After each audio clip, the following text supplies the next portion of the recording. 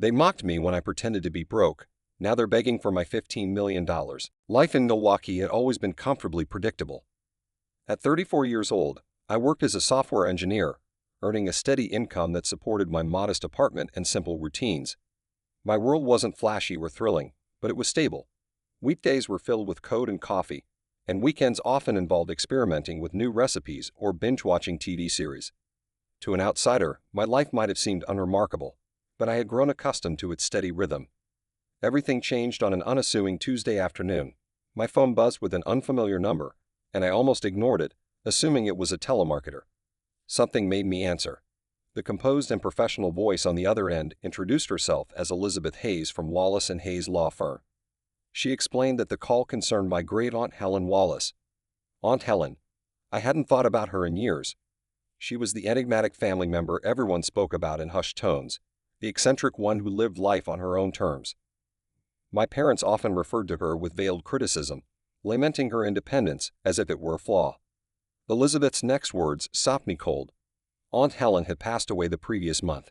Despite our distant relationship, the news hit harder than I expected. Then came the shock.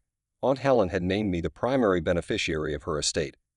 It's valued at approximately $15 million, Elizabeth stated matter-of-factly. I blinked, certain I had misheard. 15 what? I managed to stammer. $15 million, she repeated, her tone steady. The words barely registered. My life, defined by modesty and predictability, had just been upended. The next week was a whirlwind. I met Elizabeth at her sleek downtown office, feeling entirely out of place in my jeans and button-down shirt. As she explained the details of Aunt Helen's will, it became clear that Helen's decision to leave everything to me was deliberate. She'd excluded the rest of the family, a pointed severing of ties with the toxic dynamics she'd long avoided. My family's dysfunction was the stuff of reality TV.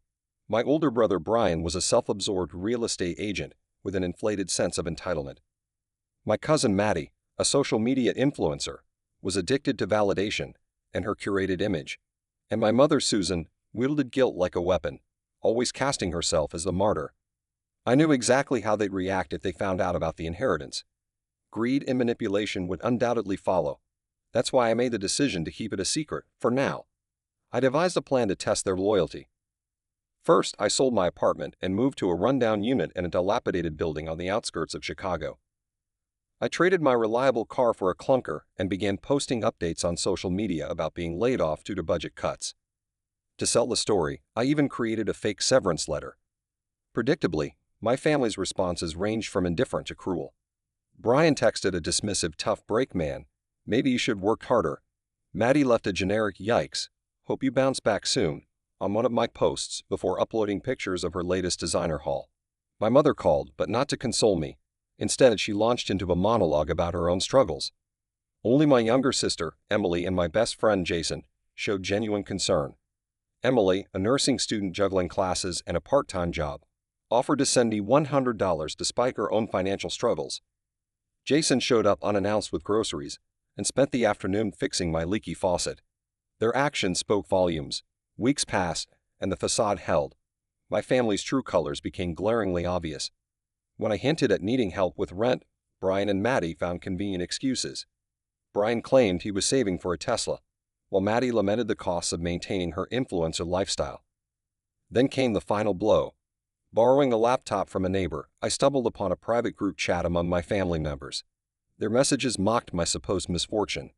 Brian wrote, "He's probably just lazy." Maddie added, "Maybe he'll finally learn how the real world works." My mother chimed in, "I warned him about that tech bubble." Reading those messages felt like a punch to the gut. Instead of letting their betrayal defeat me, I decided to escalate my plan. I staged an eviction, crafting a fake notice and pinning it to my apartment door. My nosy neighbor Mrs. Caldwell spread the news like wildfire. Emily called immediately, her voice trembling with concern. She offered to help me pack or talk to my landlord. Meanwhile, the rest of the family remained silent. No calls, no texts, nothing. Months later, I decided it was time to confront my family. I invited them to a dinner at my mother's house, feigning an apology for my recent distance. The evening began as expected, Brian taking jabs, Maddie glued to her phone, and Susan basking in her usual martyrdom. When the moment felt right, I dropped the bombshell. I inherited $15 million from Aunt Helen. The room erupted. Brian turned red with anger, shouting accusations. Susan clutched her chest dramatically, tears forming. Maddie, ever the opportunist, recorded the confrontation for her social media followers. "You lied to us," Brian yelled. "You've been sitting on millions while we thought you were struggling." I laughed bitterly. "If I'm so terrible, why are you mad I didn't share the money?" The fallout was swift and vicious. Brian and Maddie launched a smear campaign, painting me as a manipulative villain. Maddie's followers eagerly devoured her version of events, and a local tabloid picked up the story. Soon, my phone was inundated with messages from old acquaintances and distant relatives, all hoping for a slice of the pie. Brian escalated further by filing a lawsuit, claiming I'd misled the family and caused emotional distress.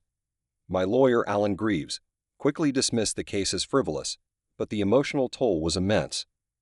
Ultimately, I decided to sever ties completely. I filed restraining orders and estrangement paperwork, determined to protect my peace. It wasn't just a legal decision, it was a declaration of independence. With the legal battles behind me, I turned my attention to building a life of my own. I purchased a secluded property in Vermont and invested in ethical businesses aligned with my values. Using part of my inheritance, I set up a trust fund for Jason, who used it to start his own tech company. Watching him thrive was one of the most fulfilling experiences of my life. I also met Rachel, a corporate lawyer introduced through mutual friends. Our connection grew into something deep and meaningful, built on shared values rather than wealth. Inspired by Aunt Helen's values, I donated $1 million to charities supporting education and clean energy. These acts of giving brought me a sense of fulfillment that material possessions never could. Life in Vermont was quiet and peaceful, a stark contrast to the chaos of the past year. Surrounded by genuine friends and meaningful projects, I finally felt at home in my own life. Aunt Helen's legacy wasn't just about wealth, it was about finding freedom and purpose. For the first time, I could breathe, and that was worth more than any inheritance.